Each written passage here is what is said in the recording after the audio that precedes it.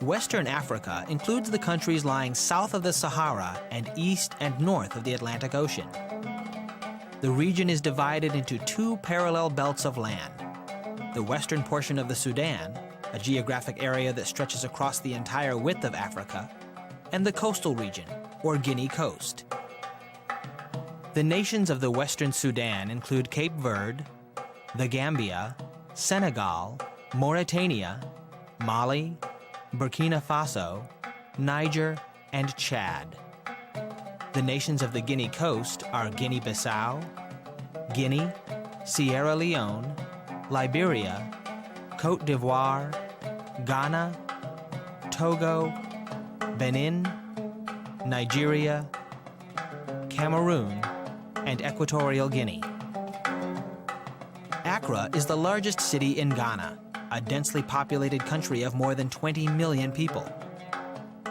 Ghana is made up of a former British colony known as the Gold Coast and part of a territory called Togoland. In 1957, it became the first country in colonial Africa to gain its independence. After years of turmoil, Ghana emerged as a democracy in the 1990s. The country's many ethnic groups hold colorful festivals throughout the year to celebrate their local histories and cultures.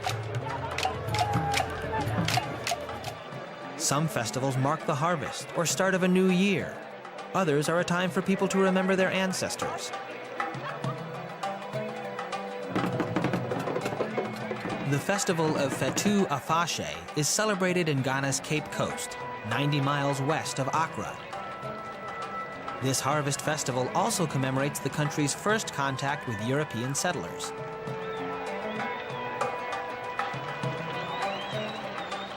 The annual parade includes drumming, dancing, and musket firing.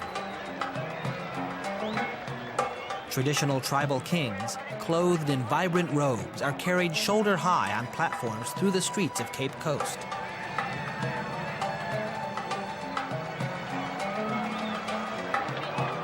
The tradition also includes making sacrifices and offerings to the 77 gods of the land for a bountiful harvest.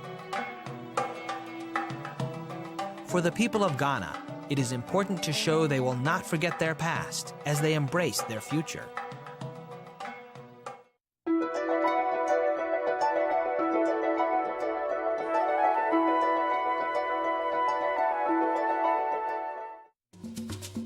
Burkina Faso is a landlocked country in Western Africa. It is bordered by Mali to the west and north, Niger to the east, Benin to the southeast, and Togo, Ghana, and Côte d'Ivoire to the south. Benin is a small, narrow country on the Atlantic coast. It borders Nigeria to the east, Niger and Burkina Faso to the north, and Togo to the west. Benin's capital is Porto Novo, but Cotonou is the country's chief port and largest city. Burkina Faso, known as Upper Volta before 1984, is geographically in the Sahel, which is the agricultural region between the Sahara and the coastal rainforest. The capital city of Ouagadougou is located in the center of the country. Burkina Faso is one of the poorest countries in the world, with the majority of the population living in rural areas. Water supply is a problem in Burkina Faso. Less than 10% of the land can be farmed without irrigation. With the help of international organizations, villagers are learning new ways to manage land resources. To keep the land fertile, farmers build stone barriers around their fields to trap water and soil runoff. They also dig small, shallow holes, fill them with compost and manure, and then plant crop seeds. The holes catch water that would otherwise wash away. Deep wells or boreholes provide clean drinking water, which helps keep villagers healthy. By practicing better land management and developing mineral resources, Burkina Faso is working towards a brighter future.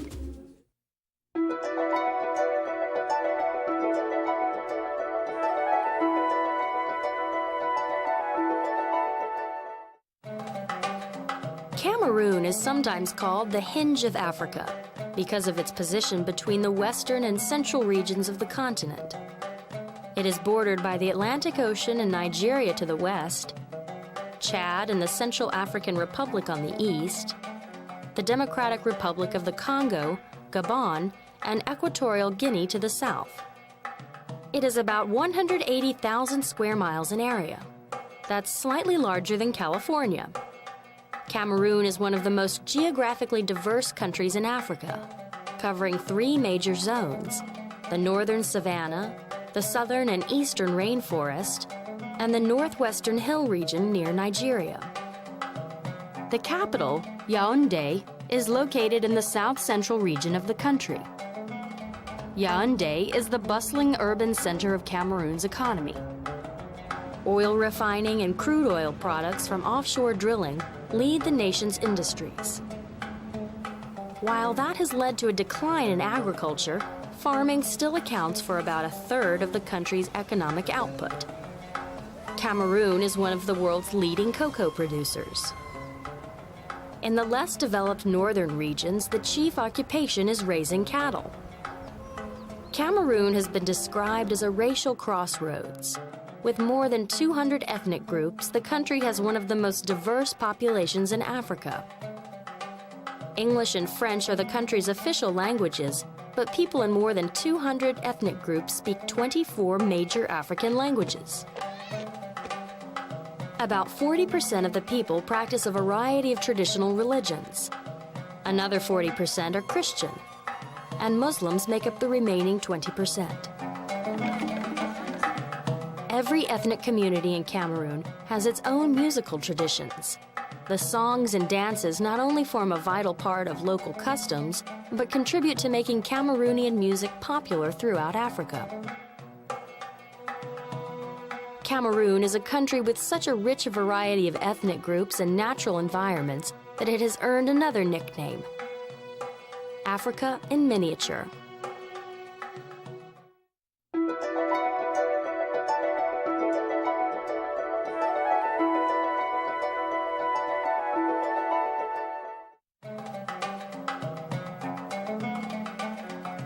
The Gambia and Senegal are located in West Africa along the Atlantic coast.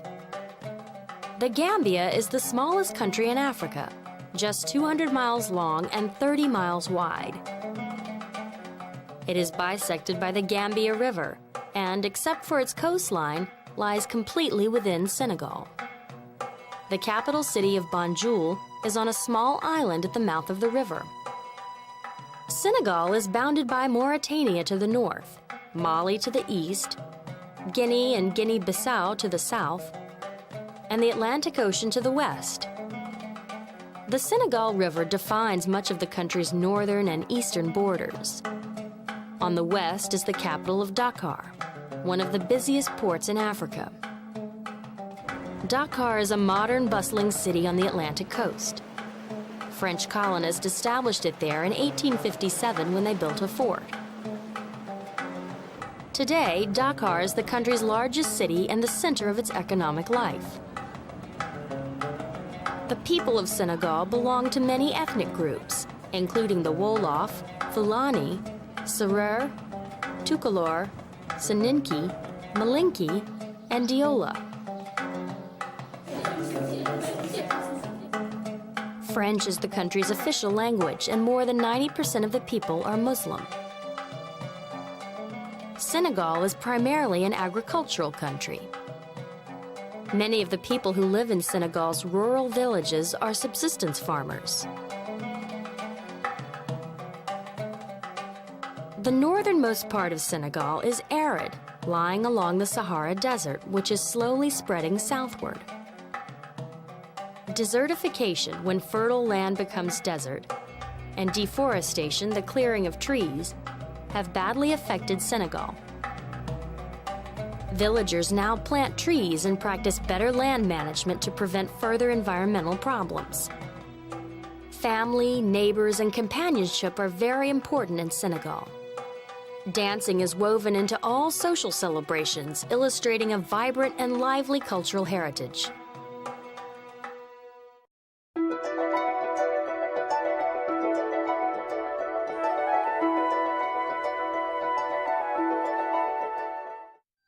The Republic of Ghana lies on the Gulf of Guinea in West Africa and borders Burkina Faso, Côte d'Ivoire, and Togo. Although it's slightly smaller than the state of Oregon, Ghana has many natural resources. A tropical forest belt covers the southern third of Ghana.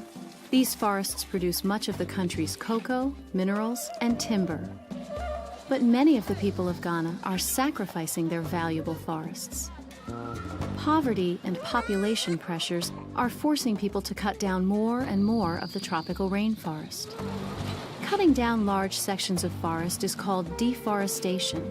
Since 1981, Ghana's forests have been reduced to just 1/4 of their original size. The main reason the trees are being cut down is to sell them to the timber industry. In Ghana's cash-starved economy, selling trees is a quick way to earn money. Today, timber is Ghana's third largest export. But Ghana's timber industry is very inefficient. While most developed countries use up to 95% of each tree that's cut down, Ghana uses less than 1/4.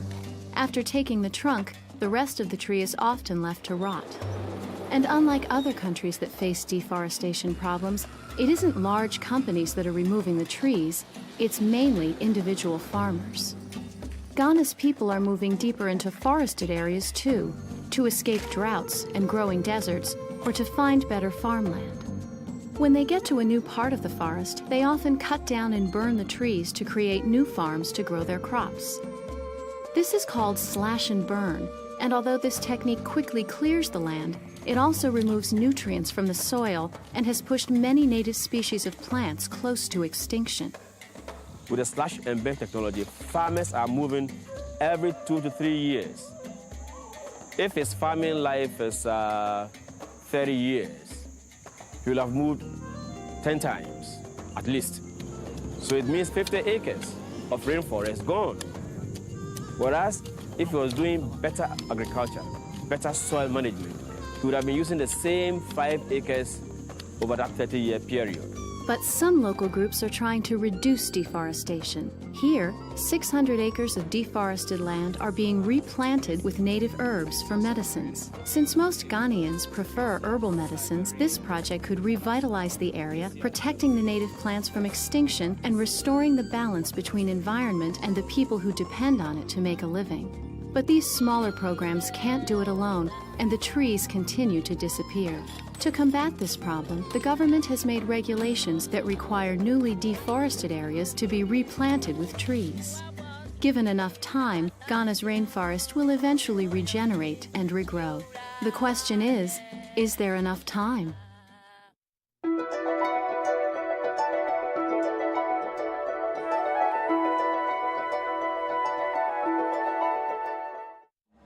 The Republic of Mali is a former French colony located in West Africa, bordering on Algeria, Niger, Burkina Faso, Côte d'Ivoire, Guinea, Senegal, and Mauritania. Mali is nearly twice the size of Texas and is the largest country in West Africa. Mali is also one of the poorest countries in the world. 65% of Mali's land is desert or semi-desert. This land is too dry to grow crops, although some is used for grazing animals. But crops can grow in the south of the country, near the Niger and Senegal rivers. The Niger River floods every year and leaves behind a rich soil good for growing crops. Farmers here grow rice, wheat, corn, and a pale shiny grain called millet. This fertile region is why some people call Mali the grain basket of West Africa. More than 80% of Mali's workers are subsistence farmers. This means they only grow crops to feed themselves. But when there's good rainfall, many farmers also grow cotton, peanuts, and other crops they can sell. Mali gained independence from France in 1960. The people installed a socialist system where the government controlled the production and distribution of the country's goods. But socialism slowed down Mali's economy and often led to corruption. In 1992, Mali held its first democratic presidential election. The new government made political and economic reforms to help the economy grow again. One of these changes was to let farmers sell their crops at higher prices. Since they can now earn more, the farmers have an incentive to grow more and improve the efficiency of their farms. Many farmers are using the extra money they now earn to help their villages. They have built new schools and hired new teachers, built infirmaries to help the sick, and formed community banks to lend money to other villagers. The farmers are using today's profits to help improve their villages for years to come. But Mali still faces other challenges. There have been repeated droughts in West Africa that have made crops fail and caused mass migrations of people. When this happens, Malians are forced to focus on what they will eat today rather than what they can plant to sell tomorrow. But by investing in things like schools, banks, and other village improvements when times are good, the people of Mali are ensuring a better tomorrow for themselves.